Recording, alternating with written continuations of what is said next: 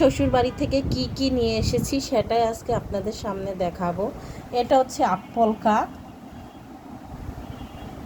এটা হচ্ছে মেন্দা বা তক পাতা, আমরা তো গালদা বলি। বেগুন, গাছের একদম টাটকা বেগুন ছিল, এক সন্ধ্যাও খেয়ে ফেলেছি, গতকাল রাত্রে এসেছি সে সময়েই খেয়েছি। আর আমরা তো একদম গাছ ভর্তি আমরা ছিল, আমার যতটুকু লাগে ততটুকুই আমি নিয়ে এসেছি।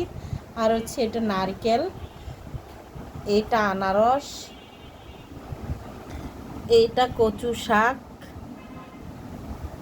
আর এটা হচ্ছে থারং পাতা। থারং পাতা আর কচু পাতা প্রায় সেম সেম, কিন্তু থারং পাতাগুলো হচ্ছে বড় বড়। এটা খাড়ি খাওয়ার জন্য নিয়ে এসেছি। আর এটা হচ্ছে থারঙের ডাটা। থারঙের ডাটা আমার খুবই ভালো লাগে, থারঙের ডাটা চিংড়ি মাছ দিয়ে খেতে, তার জন্যই নিয়ে আসলাম। আরও মাংস দিয়েছে, ওয়াক মাংস, সেটা আর না দেখায় ফ্রিজে রেখে দিয়েছি।